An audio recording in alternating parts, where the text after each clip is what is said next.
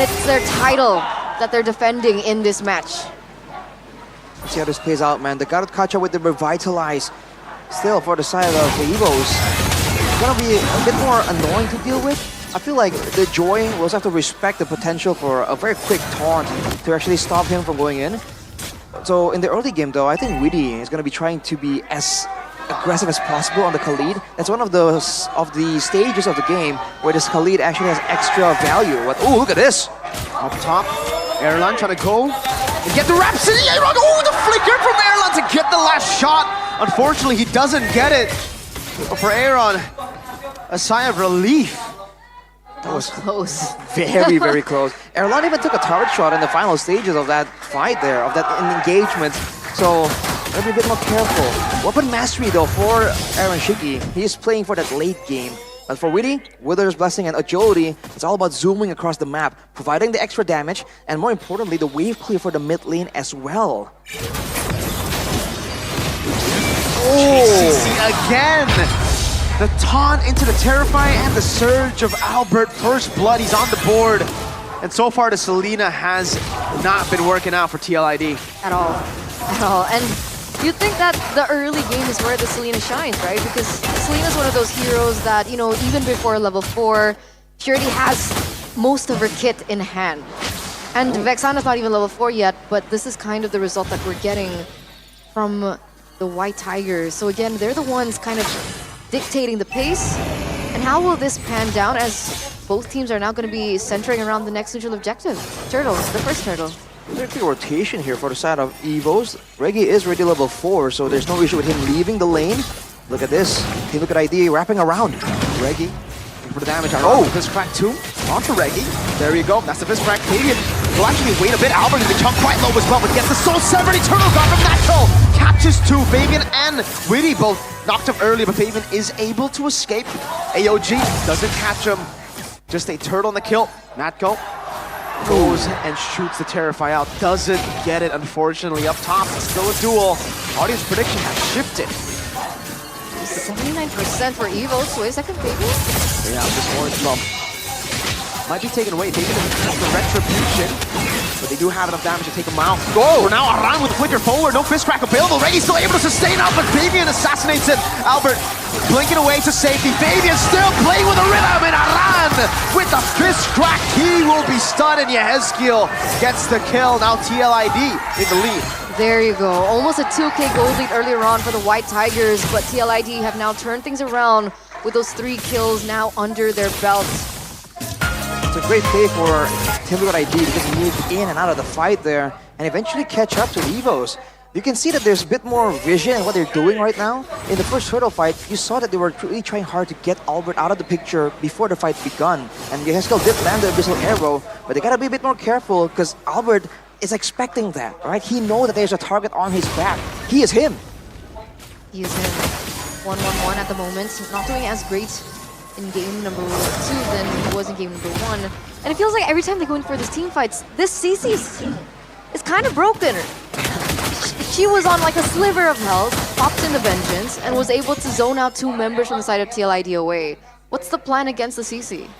I think they gotta lock her down with the crowd control. That's why they have a Vexana, I guess. But look at this. Whoa! Great flicker from Natco. Spots out that he got the taunt. That Albert was gonna go for the surge. He just flickers to ensure that that kill goes towards EVOS. Now Fabian though, which beats Albert again.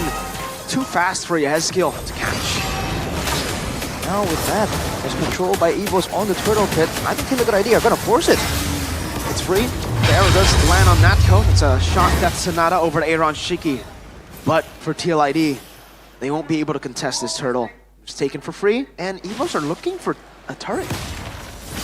It's interesting because Fabian was actually a level above. Do they not have the right firepower just yet? Is the timings just not right for team fights?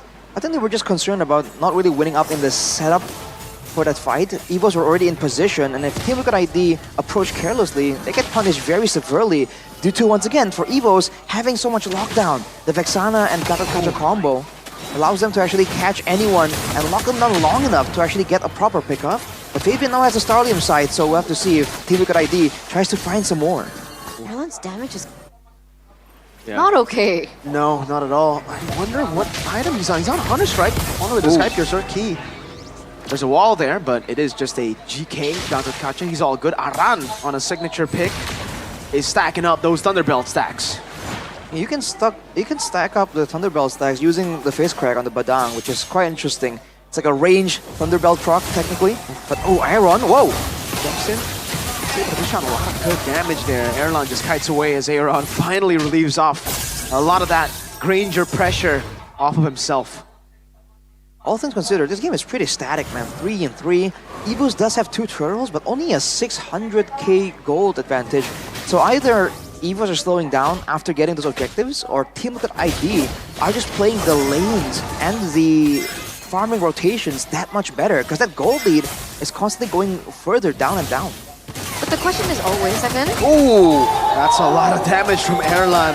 What is that? Luckily, Witty is around. That could have been a dive from EVOS. Yeah, that's the Granger damage. EVOS' gold lead is actually increasing. It was 100-200 earlier before. He's been getting the gold crabs, Granger constantly, and also just been zoning Aaron. 1k now. Look at Witty though, he's in prime position to try and surprise EVOS. Oh, whoa, still Albert is able to escape. The Eternal Guard gets placed down as well in the back. Albert unable to get in range there. But look at Aran, melted down. The arrow dodged away from by Natco. Great sidestep up top. 1v1. A solo kill against Aaron. Goes to the wave, still trying to survive. Oh! Almost does it with a dash, a cheeky one at that. But Witty had the passive stacked. EVOS, though, will find value off of that solo. Land of Erlan? Land of Erlan. Yikes. That was looking kind of close, but EVOS, they're not done. They have a wave on top right here. They can kind of pressure. Really can't clear this long enough without exposing himself to a potential pickoff. EVOS, whoa. Really wants some more. He revitalized. He doesn't have the AOG. He is stuck there, but look at the Eternal Guard coming down. The Radiant Sandstorm is there. Good stun. Aran cancels out the Albert Blade Surge, and now they're fighting under the Zaman Force. Another one. Fabian dives to the back, finds another kill, and it is TLID who are able to equalize. It's a proper duo that gets taken down. Key and Albert. Unfortunately, there aren't any objectives for them to translate those kills over, but maybe it's enough for them to kind of reset the tempo that has already been built by EVOS. I mean, the gold lane now favors them instead. The fact that EVOS fought in the Zaman Force, that was a bold move for sure. Now with the Holy Crystal completed for Fabian, it's going to allow him to do 1v1, potentially, but also allow him to secure these neutral objectives way easier compared to before. Finally, a turret does go down for TLID. They're going to be able to push in the tempo. There's some rotations coming from EVOS. Witty should be able to spot this out. Oh, Missile Arrow? Ooh, Yeah, they're not going to commit onto it. interesting. While that was happening, by the way, look at what Witty was doing. He can clear the wave, but he just stands there holding the wave for his teammates instead, funneling the gold to the players that really matter in this composition. And look at this, EVOS are starting to respect the presence of Team Liquid ID. Now with the gold lead, there's more kill pressure as well that EVOS have to kind of consider before walking into precarious spots. Now we're entering the mid-game, right? Talk to us about the differences of the mid-game spikes between both of these compositions. I feel like for Team Liquid ID, the mid game is pretty strong with the Selena, but oh, look at this. Raging Sandstorm used defensively, but look at the poke from TLID. Key's forced to recall. Reggie is almost at half. First blast comes around. Reggie, curtain call over to Aran. That's a solo ult. Pops into Vengeance as well as Aaron Chicky goes in for some on-force. But able to actually zone him away from the Lord. Fabian claims it there. He has skills still able to escape too as Aaron just continues to dish out damage with the Zaman Force on him. Good dodge from Witty. Over away from the Death Sonata, and TLID out of nowhere claim the Lord and stabilize. But that's a mid-game that we were talking about, right? Fabian was also a level above of Albert, so even if they wanted it to go in for a 50-50, it was quite difficult. Yeah, I feel like with both teams, it's actually quite balanced. No one's like super. It's never one-sided when it comes to the early game to the late game. It just happens on it depends on how the fight actually plays out. With Team Liquid ID landing the Abyssal Arrow onto Albert right before the fight began, it kind of forces the whole team to kind of move along with Albert, protect him, and that just gives Fabian the room to take the Lord away immediately. In that fight though, however, you saw that Key was able to take so much more damage. So maybe in the late game, the fact that Team Liquid ID are full magic damage can be a factor here that decides whether or not EVOS can actually take it later on. Both the Joy and Harith though, they deal a lot of damage, right? Even if EVOS go for like Radiant Armor, Athena Shield, I think they have enough damage, like enough magic damage with the pen items too to go through those defensive items. Like, I don't know, man. Joy's damage in the late game is ridiculous. Once you get the Divine Glaive full items, and it is the same for the Harith. And remember, they also do true damage with the Starlium on occasion. So with a 3.6k gold lead for Team Liquid ID, I think items are going to start swinging in their favor. Now for EVOS, the question is, do they want to try and play it slow, right? Delay a bit longer, or are they still feeling feisty enough to really go for a brawl once more? They did so when they had the gold advantage, but now that they're on the back foot, do they really have what it takes to kind of beat the odds here? That's the big question. Right now, it seems like they're locked in their own base. They're trying their best just to clear the waves. I think Wee's also positioning in a really good spot. Looking for information, trying to catch someone to clear out the bottom lane as it is kind of freezed. Still gonna hold there for a bit, but looking at the items here, for the side of EVOS actually, Winter Crown for Natco, to understand that he's a big liability when it comes to dealing with some of these dive heroes, wants to buy some more time for his team to kind of react. On the other hand, you can see there's a lot of focus over the magic resistance, but Sky Piercer still, for Erlan, only 1 kill to his name. It's looking quite difficult, especially now that Fabian, already with the Wishing Lantern and the Blood Wings, gonna be tankier, but also be able to shred Key, as well as Reggie, a lot easier if Team Liquid ID ever gets the right opportunity. Wait, what? 2,500 gold lead for Fabian? Yeah. He's been clearing waves like crazy. This is, I would say the advantage of not having a CC in your team is you don't need to give out gold to your XP. The XP becomes a secondary roamer. That's why the jungle can snowball out of control as we get to mid-game.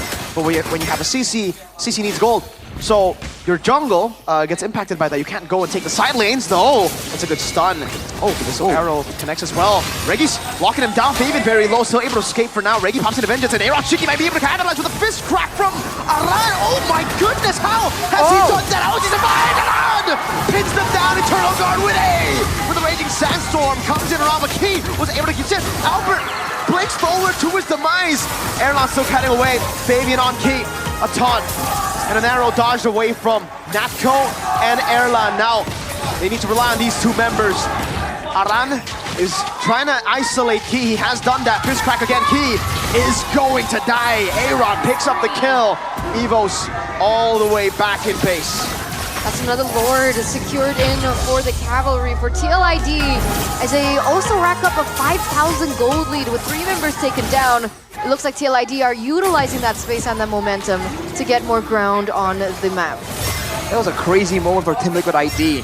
Initially getting almost a pick off, and then EVOS rallying only to be hit with a massive fist crack. But Team Liquid ID recognized the potential for EVOS to counter-engage themselves. So instead of going all in on the initial engage, they held back. And the moment EVOS tries to capitalize on the rush of Team Liquid ID, it wasn't there. Aaron Shiki got caught low, but because they were staying further back, Albert couldn't get to him. And by the time Albert finally got a couple of spells off, got next to Aaron Shiki, it was too late. He gets taken out. Imagine if Fabian died there. Ooh, would have been a whole different story, I think. It was so close as well. It seems like they had the right idea, but the finishing just wasn't there. And now the Lord is going to be marching there in the top lane. Let's see how they're going to be able to utilize it to their advantage. They actually have very good clear with the CC, Ranger, Vexana, so it should still be fine. It could be a turret, but not even that. AOG, re-engage from Key, an awkward one at that. Aaron Shiggy punishing even with a revitalized Eternal Guard coming out. Albert low! Yes, kill! Going for the scratch! Aaron gets the kill. Erlan dodging away. Now ulti and skill he goes. 2 for 1, a base turret, 2, and that will be taken by TLID. Fabian diving deep, the usurper and Aran will continue to pressure EVOS. You can take 1 game, but we are the defending champions for a reason. Welcome to game number 3, ladies and gentlemen, as the Cavalry have successfully forced a 3rd game from the White Tigers. That was a stellar